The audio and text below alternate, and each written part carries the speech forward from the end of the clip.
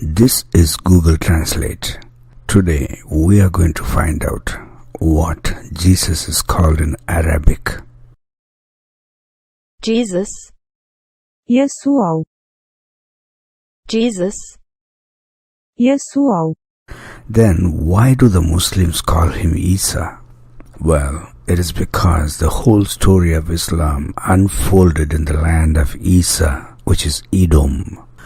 Do you remember Isaac, the son of Abraham? He had two sons, namely Jacob and Esau. The descendants of Jacob became the Israelites, whereas the children of Esau were called the Edomites.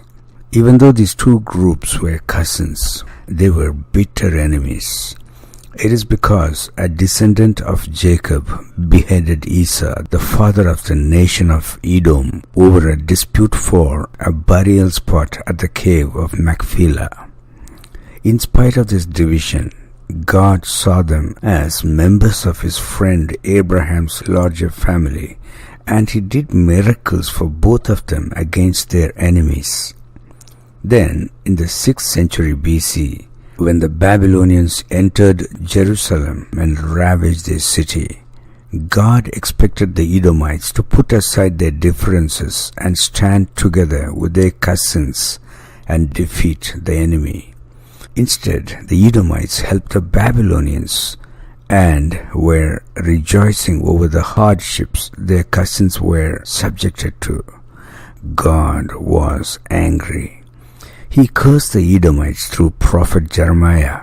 He said that Edom will be overthrown like Sodom and Gomorrah, and it will become desolate and inhabitable. Centuries passed. In the 6th century AD, the original Kaaba and the Zamzam well were in Petra, and Muhammad's grandfather Abdul Muttalib was the custodian of it. Then the prophecy started to take effect through a series of earthquakes which dried up their water sources, covered them with debris, and virtually made the region unlivable.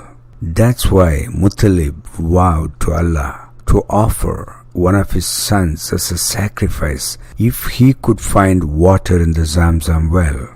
Then there was a major earthquake in the year 551 AD, 19 years before Muhammad was born.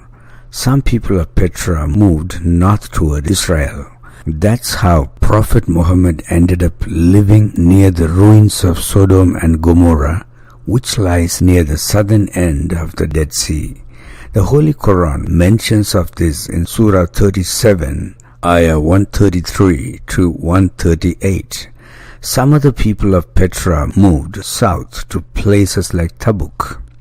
Muhammad used to visit them as their spiritual leader. I did mention this in one of my videos that Muhammad was traveling to Tabuk through the ruins of Al-Hijr, which is Petra. Apparently, Muhammad moved to Medina later in his life, and we find his grave in Medina. 12 years after Muhammad's death, Caliph Uthman started compiling the Islamic holy book.